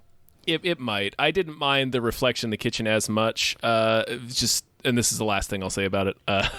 But because if you remember in that first movie, it is kind of a slow burn until I think it's in the kitchen. Mm-hmm. The Leatherface just explodes out of a room. It's so good. Kills a guy, drags him in there, and shuts the door. Like, so he I think he hooks someone first, right? He hooks him and drags him in there. But like even so it is kind of like an ambush at first. But even with that, like it's quiet, and then there's this explosion of craziness, and he's just like a Tasmanian devil. And I didn't really get any of that with, like, obviously that one scene we don't really see how that plays out, but then in the other parts, he seems a little too quiet for Leatherface. Like, even, like, I mean, he does start chainsawing the fuck out of people after the stupid cancel culture thing, so, you know, there might be hope with that, but...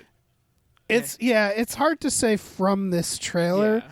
It's just nothing in this trailer really like made me go, oh fuck. You know, like there was they really were like, oh, this character is back and she's old and he's old and they're gonna fight, I guess.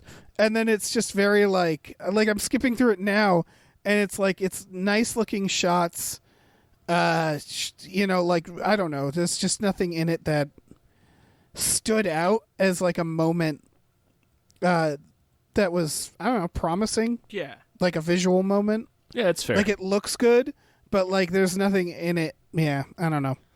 It comes out in 2 weeks, so we can judge it then. It's like you we'll said judge it then. To just from, like I brought up like the time period point, but you really kind of nailed it. I don't need the Kirkland's brand Halloween remake of older Survivor coming back, especially when it's not even the actress. That's the minute where you should have said no, that idea doesn't work. Then why do it? Why do it? We're seeing it to various degrees of success because, like, the new Scream, technically, even though they're in every sequel. So Candyman did a little of that, but I also liked that in Candyman. I thought that was well done. So like you can do it well, but it feels a lot like this is we're glomming on to the next trend as opposed to like this needs to be in here. Also, I feel like you were bringing up Candyman. I don't feel like that franchise wore out its welcome. We get new Texas Chainsaw shit every like 2 years and stuff. It's just exhausting. Yeah. The final thing is I constantly forget John Larroquette is like associated with Texas Chainsaw. Oh, yeah. And it's always funny to me when people are like, he's back. And I'm like, wait. Yep. And then I have to remember. He just narrates it. That's it. He just narrates. He has not done shit since like the 90s, and he's just talented. It's just weird. He just is like, I got my med court money. Peace out. Yeah. I think he's retired. Yeah. Yeah. Do you blame him? I mean, sometimes actors should really take that. There are no more mountains. There are no more mountains for John Larroquette to climb. No. He's done it. In the interest of time, let's move along. Yeah, let's move along. All right. So we have some more producers to thank. Big thank you to Chester's Prophet. Thank you to Definitely Not Guillermo del Toro. Thank you to Brian, who Tom knows. I sure do. Thank you to Bob Grenville. Thank you, Bob. Thank you to Steven. Woo. Thank you to Han Toomey, the Confused Cyborg. Yeah. Thank you to Asking Seven. Oh, yeah. Thank you to Happy Ed 209. Woo. All right, let me jump in here. Thank you to Tiger Drawers, Pratt Thompson, Raindrops Keep Falling on My Head. Thank you. Thank you to Dan Hackroyd. Thank you to Manischewitz Maltov says the spice must flow, comrades. Thank you. Thank you to E.T. the Extravagant Terresticle. Thank you to Cody Johnston's Time Machine Noise. Thank you. Thank you to Pete Pagel. Thank you. Thank you to Glitterous, CFO of Michael Shannon's Chocolate Factory. Thank you. Thank you to pre-order Jason Pargin's new book. Pre-orders are super important. It's true. Thank you. It's true. After you get the book, please review it because that shit's also important. It's all important. It's all important.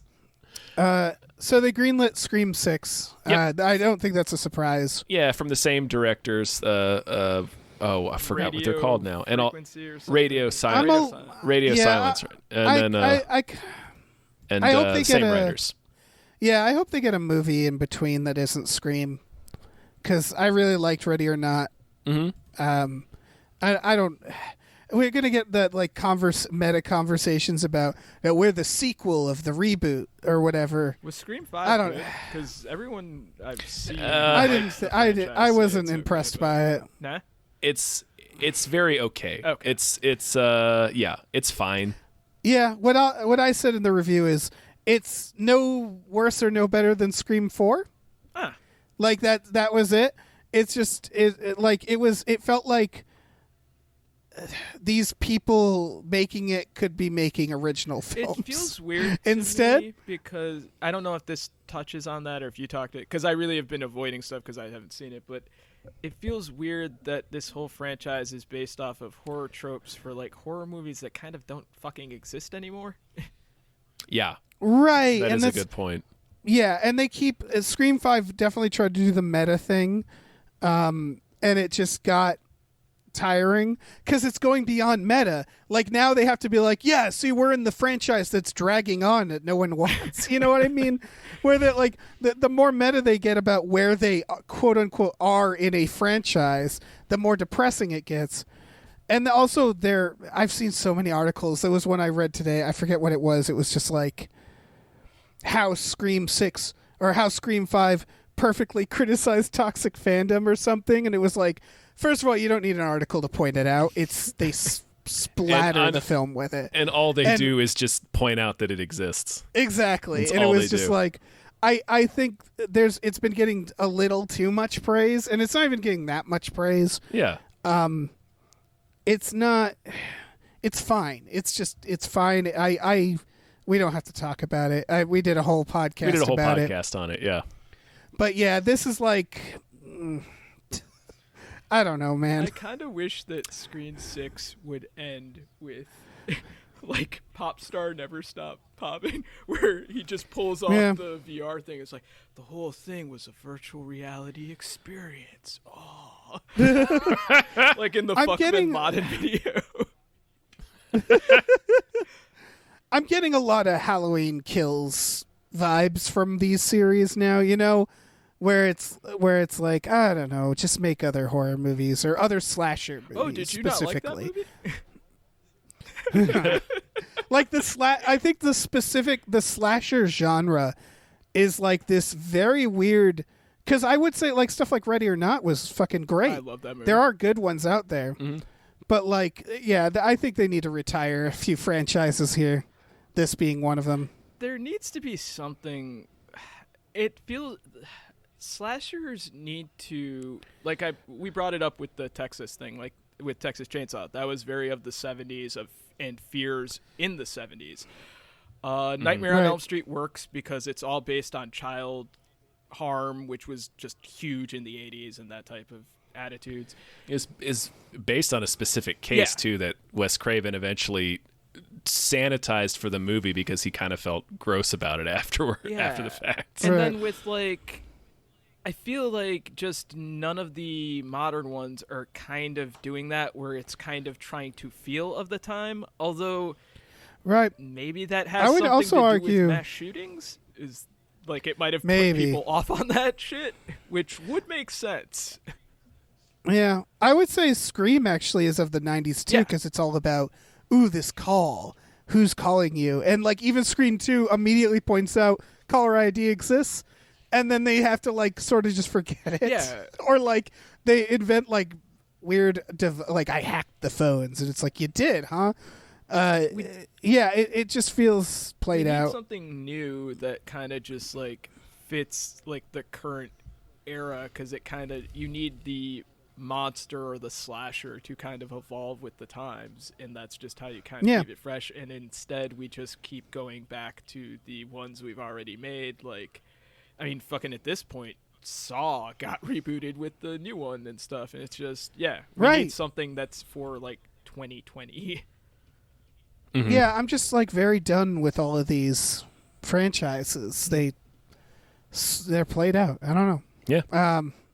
Do you want to talk about Fast and Furious 10? Yeah, yes, sure. Yes, I certainly Jason do. Momoa. As someone who's seen all of these movies numerous times, I absolutely do. Jason Momoa, I assume playing the role that Vin Diesel really wanted The Rock to come back for or something. I hope that his name is Cobbs, and he's just Hobbs' like long-lost brother, and Vin is just ultimately giving them the middle finger. The one question they say it's the villain. I have about this is, is he going to have to use an extra milk crate to match the eye level of Jason Momoa? The eye or is line it of be the Jason same Momoa. eye line man. as The Rock? Because I think they're the same height. So, yeah. It's just the Biggest crate that says ask I have Vin's ever box. seen is them. It's just, he's not that tall. Come on. Be proud of your height. Vin Diesel. I adore Vin Diesel, but every now and then he gives off some Steven Seagal vibes. absolutely. In, behind the scenes 100%. Yeah. He's a notorious asshole. Yeah, but like I need to maintain I'm tough, and so I'm making a lot of rules on set based on that. But yeah, I don't know. This is, of course, he's in talks for the villain. I don't know. This is what Fast and Furious does, right? It just keeps collecting tough guys. People just like it's got John Cena last time. It's the battle of the tough guys. It is. And Helen Mirren. Yep. Yeah, I mean, it's every time they bring a tough guy, they end up getting redeemed. So that's kind of why they have to do that. Although to the point that they do it in the same movie now. Like Fast and Furious 9, I really wasn't that impressed by that one because it felt like it was like less stunts, more CGI, and just like really compressed the tropes of this series now. Yeah, to the point that John Cena, they're like, it's a new villain. He's fine. I was disappointed it's like, with 9 right. because Lynn was coming back, so I thought we would go back to the like actual weird like non-CG type work, and he kind of just stayed doing that shit. There was some stuff that was like actually done, but I don't think that it was done. But not nearly as much. And the Han thing, like, I'm glad Han's back, but then we don't really get the resolution with Jason Statham, so wondering where that's going. But yeah, I'm kind of glad that this is the last one. It's starting to get a little tiring, and I think you really start to see what the lack of Paul Walker is doing, where it's just not balanced anymore. Yeah. I do love that Charlize Theron is like the Thanos of the series. Yeah, she's like their Blofeld.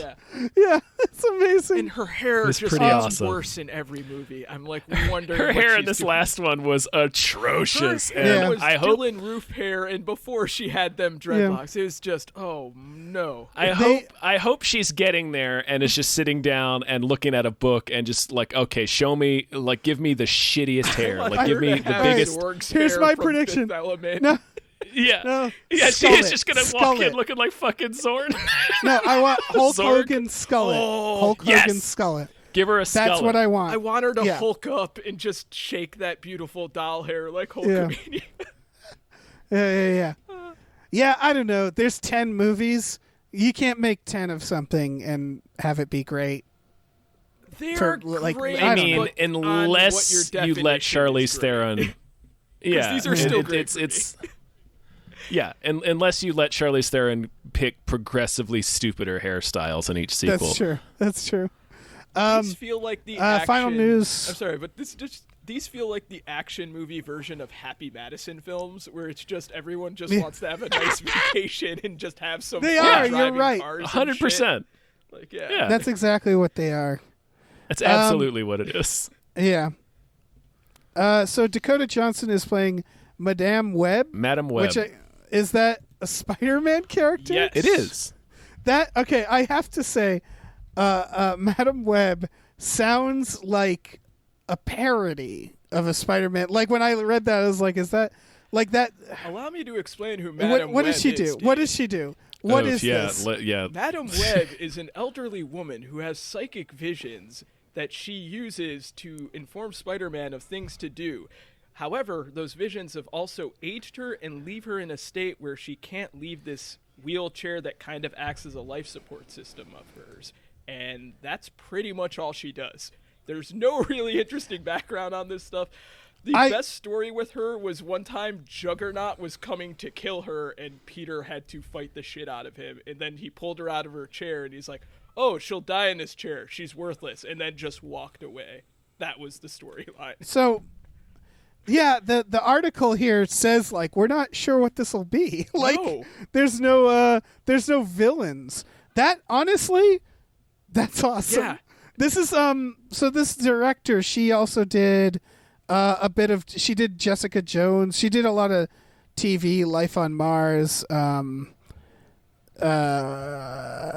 Let's see what else. Dexter, Whitechapel.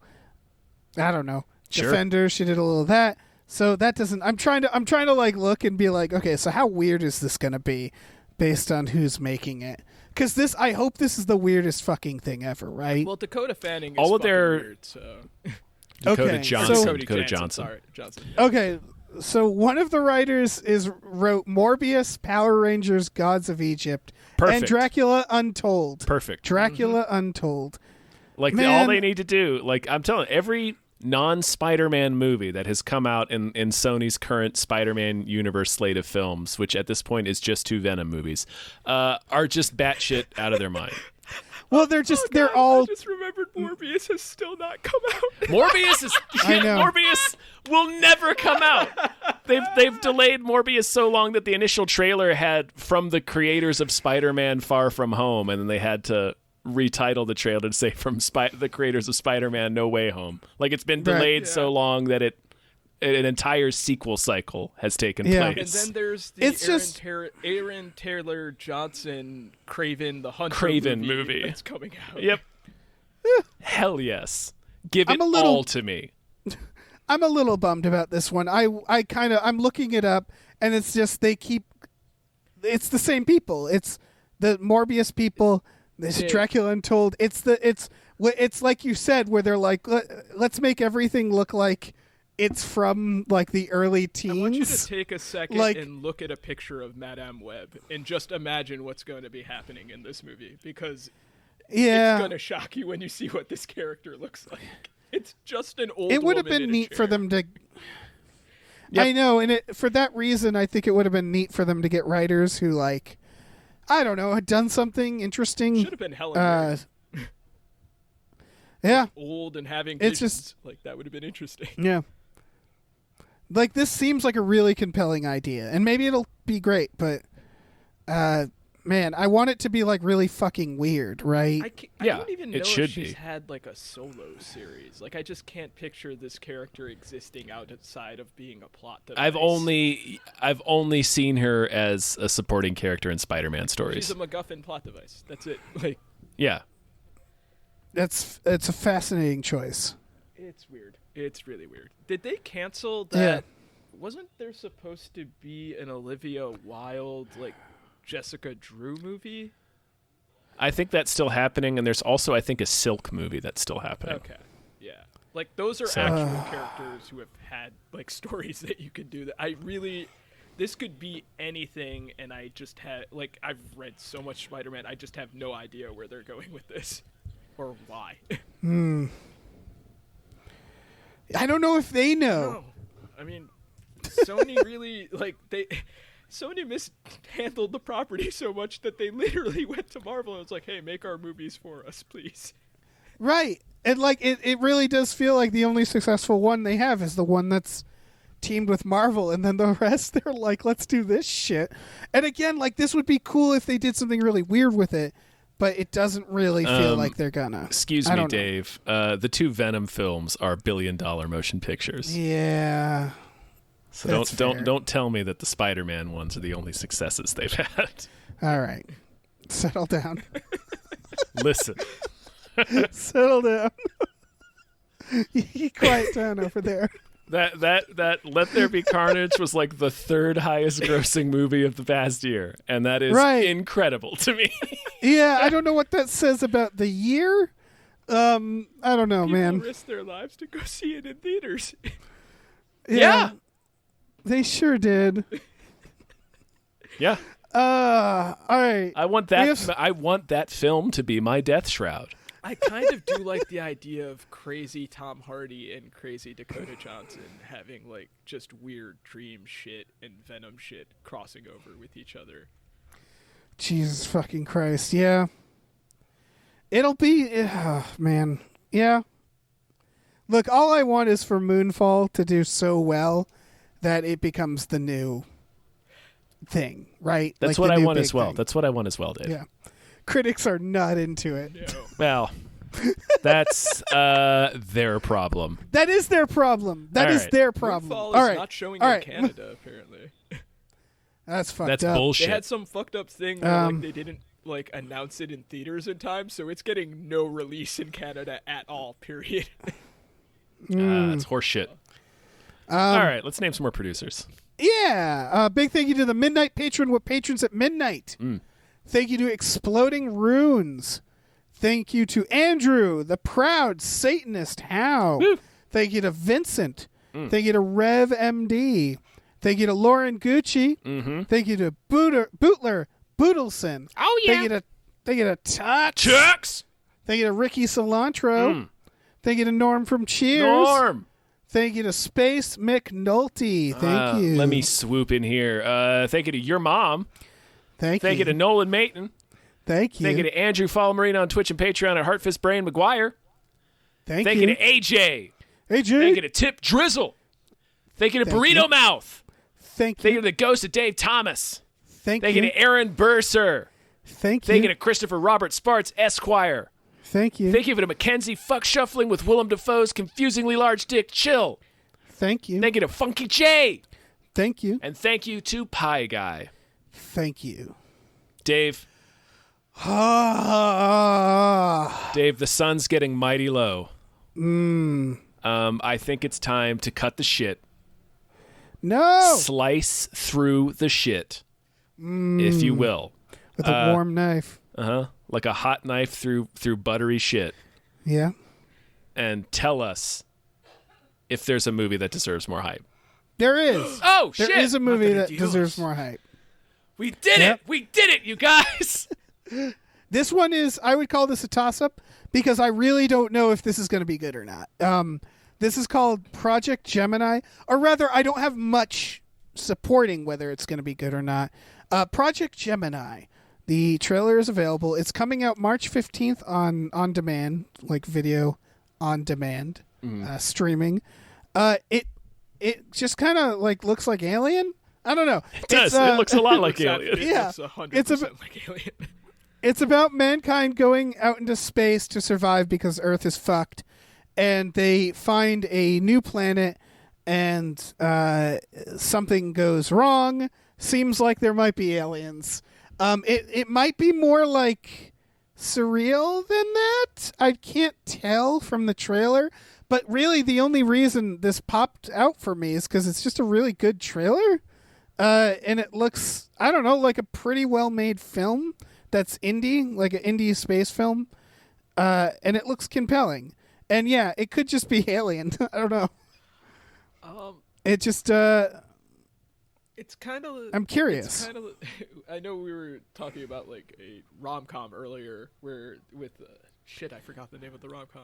Oh, Want You Back, where it was just like this. Just looked like a competent rom-com and stuff. This just kind of looks like a competently well-shot Alien movie. So, you know.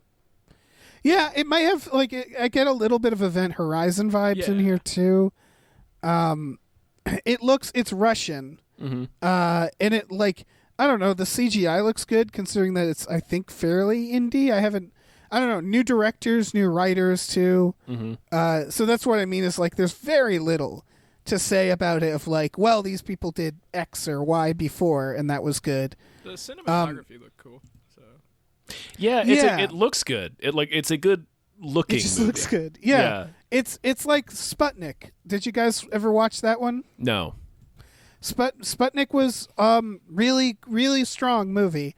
I didn't love it, but like that's another one that came out of Russia that has like really good CGI. That like I don't know if this is like a studio there. I don't know what's going on in Russia, guys. I haven't kept up. I'm looking up but, some of the information on here, and it looks apparently like some Pinocchios are being made in Russia. The alien is voiced by Pauly Shore in the American cut for this. Oh, perfect. Perfect. Yeah. But yeah, I just watch the trailer and you see what I'm talking about. Yeah, it's very much, if you're into like sci-fi thrillers, this just like looks really like competent. It doesn't look like a shitty one. I will say this. Looks like a very good I'm one. kind of tired of like person walking in a spaceship corridor and like clearly alien drool dripping down and them just looking and being like, huh? It's like when you see peculiar. something it's like a zombie movie where it's like they're not wanting to admit that it's a zombie. Like the minute I see that drool, I'm like, oh, that's a fucking alien. I'm running away right now. Like, Right. Yeah. Just Could be a leak. That would be in the back of everyone's mind on a spacecraft. As soon as you see some slime dripping from the ceiling, you're gonna. yeah, that's not lubricant. That's fucking alien drool. Like I know drool. I would eject myself out into space. Yeah. They'd be in the control room being like, oh, it looks like Tom is doing an unscheduled spacewalk. Just look out, see me in my astronaut suit like swimming back towards Earth. Don't even leave. But yeah, check out the trailer. No, hell no. There's no time. There's no time, Logan. No, who are you leaving the note for? The alien? The alien just walks up behind him and is like, oh, wow, he just took off really fast. Anyway. Anyway. So yeah, Project Gemini. Check out the trailer. Could be good. Terrible name. Yeah, Gemini doesn't have the greatest track record in really terms doesn't. of recent films. Yeah, also I think Project or Blank Report, those where it's like those always is there a good Project Blank? Project X.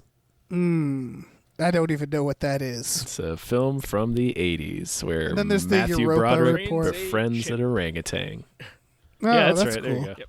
It's a chimp, sorry. Oh, and they called it Project X. Yeah, it's a chimp that They did.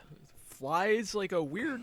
It's like a fighter pilot or some like shit? they're putting Yeah, in, I like, don't remember. weird fighter pilot programs. I think Yeah. it's Oh, wait. actually I don't flying remember. drones or some shit. There was also a 2012 one that was that weird found footage one, if you remember Yeah, that. the party thing. Doesn't matter. Oh, yeah, Yeah. sure. Yeah, that was... Was that directed by Todd Phillips or produced by Todd Phillips? He produced it. So Doesn't yeah, matter. it's his stain is on it. Yeah, he does. All right. I think that might be a sode, guys. Yeah, it really is. It's Oh more than man. Oh, it's a sode. We've done it. Woohoo!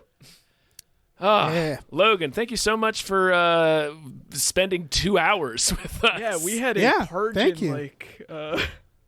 It was Yeah. unexpected. An unexpected turn of events Yeah, tonight. I don't know what we did wrong. I think we did something right, What Dave. happened?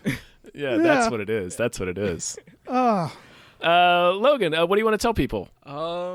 Hit me up at the Logan Trent on Twitter and Instagram. We've got some really good movie stuff coming out soon from Cracked, and leave a review for this podcast and our friends' podcasts. That shit really helps.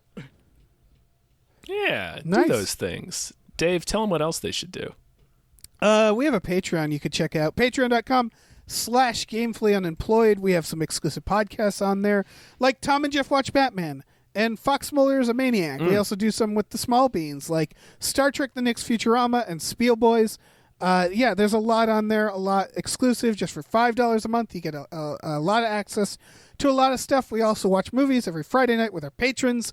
Like tonight, we'll be doing that, except I won't be there because I'm moving. Okay. Oh, you're not going to be there at all? Aw. Well, okay.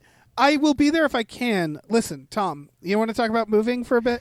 No, I absolutely don't. So what you want to do is you're going to want to head over to GamefullyUnemployed.com where you'll find a link to our Teespring store where we have all kinds of cool original artwork and designs you can get on T-shirts, stickers, mugs, posters, all kinds of Moving things. boxes. So check that out.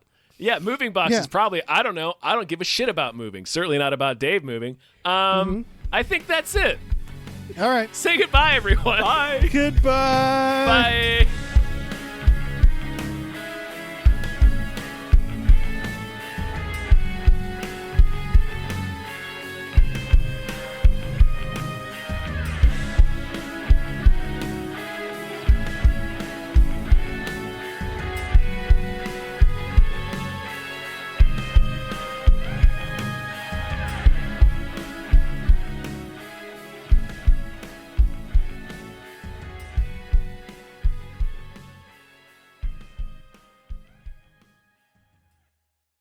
Our music is produced by Chris Corlew.